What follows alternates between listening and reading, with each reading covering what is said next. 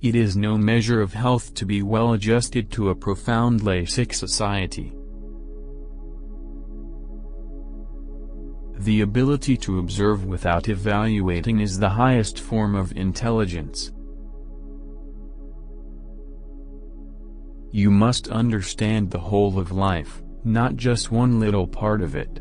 That is why you must read, that is why you must look at the skies, that is why you must sing, and dance, and write poems, and suffer, and understand, for all that is life. When you call yourself an Indian or a Muslim or a Christian or a European, or anything else, you are being violent. Do you see why it is violent? Because you are separating yourself from the rest of mankind. When you separate yourself by belief, by nationality, by tradition, it breeds violence.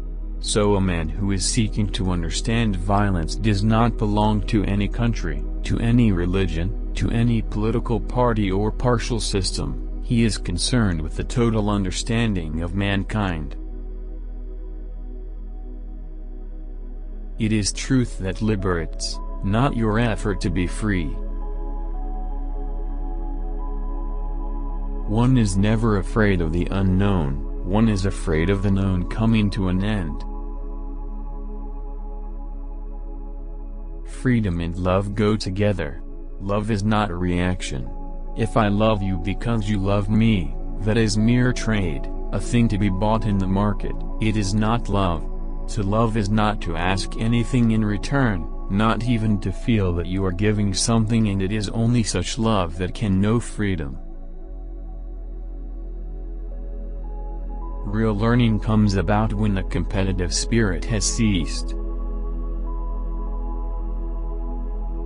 Tell your friend that in his death, a part of you dies and goes with him. Wherever he goes, you also go. He will not be alone. Governments want efficient technicians, not human beings, because human beings become dangerous to governments, and to organized religions as well. That is why governments and religious organizations seek to control education. The more you know yourself, the more clarity there is. Self-knowledge has no end. You don't come to an achievement, you don't come to a conclusion. It is an endless river. Tradition becomes our security, and when the mind is secure, it is in decay. To understand the immeasurable, the mind must be extraordinarily quiet, still. You can only be afraid of what you think you know. If you begin to understand what you are without trying to change it, then what you are undergoes a transformation. You know, if we understand one question rightly, all questions are answered. But we don't know how to ask the right question. To ask the right question demands a great deal of intelligence and sensitivity. Here is a question, a fundamental question: is life a torture? It is, as it is, and man has lived in this torture centuries upon centuries, from ancient history to the present day, in agony, in despair, in sorrow, and he doesn't find a way out of it. Therefore he invents gods, churches, all the rituals, and all that nonsense, or he escapes in different ways. What we are trying to do, during all these discussions and talks here, is to see if we cannot radically bring about a transformation of the mind, not accept things as they are, nor revolt against them. Revolt doesn't answer a thing. You must understand it, go into it, examine it, give your heart and your mind, with everything that you have, to find out a way of living differently. That depends on you, and not on someone else, because in this there is no teacher, no pupil, there is no leader, there is no guru, there is no master, no savior. You yourself are the teacher and the pupil, you are the master, you are the guru, you are the leader, you are everything. and to understand this to transform what is. I think that will be enough, won't it? Do not repeat after me words that you do not understand. Do not merely put on a mask of my ideas, for it will be an illusion and you will thereby deceive yourself. When I understand myself, I understand you, and out of that understanding comes love. Love is the missing factor. There is a lack of affection, of warmth in relationship, and because we lack that love, that tenderness, that generosity, that mercy in relationship, we escape into mass action which produces further confusion, further misery. We fill our hearts with blueprints for world reform and do not look to that one resolving factor which is love. Happiness is strange, it comes when you are not seeking it. When you are not making an effort to be happy, then unexpectedly, mysteriously, happiness is there, born of purity, of a loveliness of being. The constant assertion of belief is an indication of fear. Do it or don't do it, but get on with it. Follow the wandering, the distraction, find out why the mind has wandered, pursue it, go into it fully. When the distraction is completely understood, then that particular distraction is gone. When another comes, pursue it also. Thought is so cunning, so clever, that it distorts everything for its own convenience. We carry about us the burden of what thousands of people have said and the memories of all our misfortunes. To abandon all that is to be alone, and the mind that is alone is not only innocent but young, not in time or age, but young, innocent, alive at whatever age, and only such a mind can see that which is truth and that which is not measurable by words. It is only when the mind is free from the old that it meets everything anew, and in that there is joy. If we can really understand the problem, the answer will come out of it, because the answer is not separate from the problem. The ending of sorrow is the beginning of wisdom. Knowledge is always within the shadow of ignorance. Meditation is freedom from thought and a movement in the ecstasy of truth. Meditation is explosion of intelligence. I maintain that truth is a pathless land, and you cannot approach it by any path whatsoever, by any religion, by any sect. The moment you follow someone you cease to follow truth. When you once see something as false which you have accepted as true, as natural, as human, then you can never go back to it. To transform the world, we must begin with ourselves, and what is important in beginning with ourselves is the intention. The intention must be to understand ourselves and not to leave it to others to transform themselves or to bring about a modified change through revolution, either of the left or of the right. It is important to understand that this is our responsibility, yours and mine. Do you want to know what my secret is? I don't mind what happens. To be free of all authority, of your own and that of another, is to die to everything of yesterday, so that your mind is always fresh, always young, innocent, full of vigor and passion. It is only in that state that one learns and observes. And for this, a great deal of awareness is required, actual awareness of what is going on inside yourself, without correcting it or telling it what it should or should not be. Because the moment you correct it you have established another authority, a censor. A man who says, "I want to change, tell me how to," seems very earnest, very serious, but he is not. He wants an authority whom he hopes will bring about order in himself. But can authority ever bring about inward order? Order imposed from without must always breed disorder. Find out for yourself what are the possessions and ideals that you do not desire. By knowing what you do not want, by elimination, you will unburden the mind, and only then will it understand the essential which is ever there. If you lose touch with nature, you lose touch with humanity. If there's no relationship with nature, then you become a killer. Then you kill baby seals, whales, dolphins, and man. Either for gain, for sport, for food, or for knowledge. Then nature is frightened of you, withdrawing its beauty. You may take long walks in the woods or camp in lovely places. But you are a killer and so lose their friendship. You probably are not related to anything to your wife or your husband. Acquiring knowledge is a form of imitation.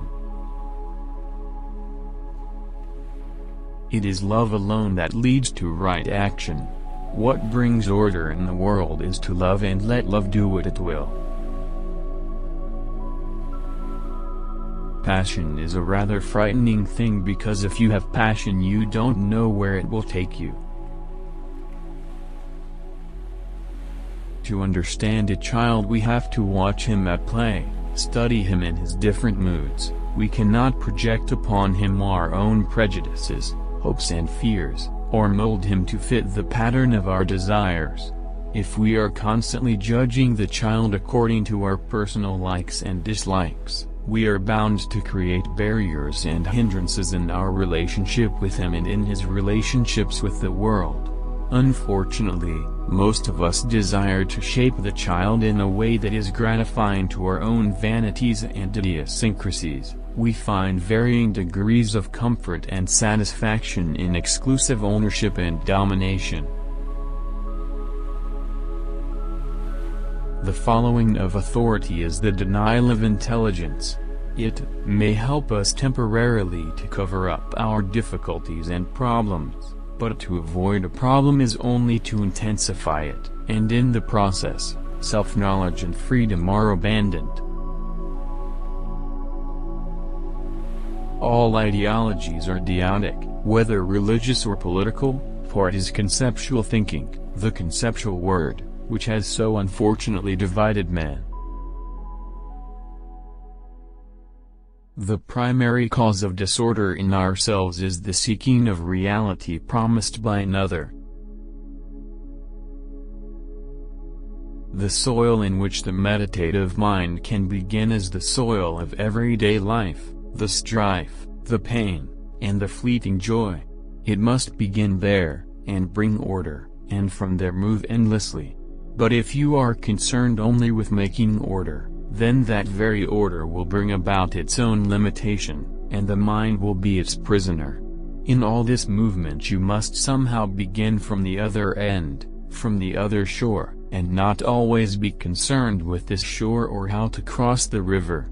You must take a plunge into the water, not knowing how to swim. And the beauty of meditation is that you never know where you are going, what the end is.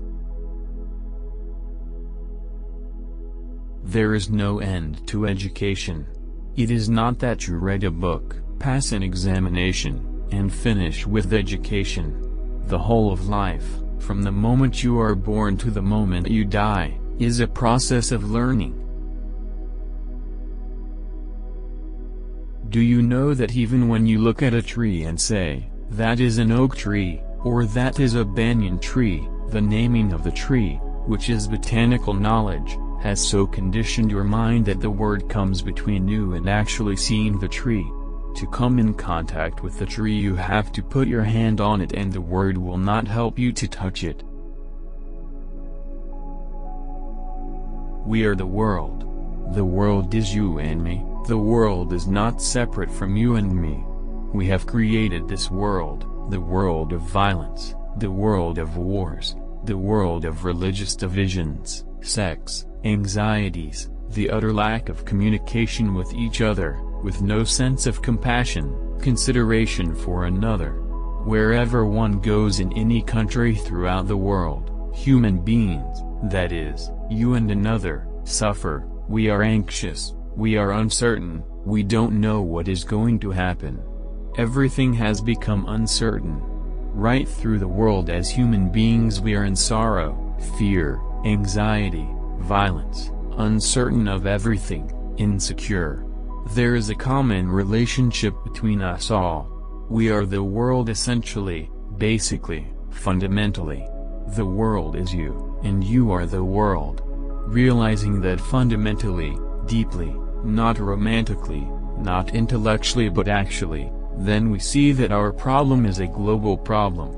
It is not my problem or your particular problem, it is a human problem. Be a light unto oneself. To ask the right question is far more important than to receive the answer. The solution of a problem lies in the understanding of the problem. The answer is not outside the problem, it is in the problem. We are very defensive, and therefore aggressive, when we hold on to a particular belief, a dogmas, or when we worship our particular nationality, with the rag that is called the flag. When one loses the deep intimate relationship with nature, then temples, mosques and churches become important. Analysis does not transform consciousness. You cannot reconcile creativeness with technical achievement. You may be perfect in playing the piano, and not be creative. You may be able to handle color, to put paint on canvas most cleverly, and not be a creative painter. Having lost the song, we pursue the singer. We learn from the singer the technique of song, but there is no song, and I say the song is essential, the joy of singing is essential. When the joy is there, the technique can be built up from nothing. You will invent your own technique, you won't have to study elocution or style. When you have, you see, and the very seeing of beauty is an art. The significance of life is living. Identification with the rag called the national flag is an emotional and sentimental factor, and for that factor you are willing to kill another, and that is called the love of your country, love of the neighbor. One can see that where sentiment and emotion come in, love is not. The very desire to be certain, to be secure, is the beginning of bondage. It's only when the mind is not caught in the net of certainty, and is not seeking certainty, that it is in a state of discovery. And the idea of ourselves is our escape from the fact of what we really are. You only learn when you give your whole being to something. When you give your whole being to mathematics, you learn. But when you are in a state of contradiction, when you do not want to learn but are forced to learn, then it becomes merely a process of accumulation. To learn is like reading a novel with innumerable characters. It requires your full attention, not contradictory attention.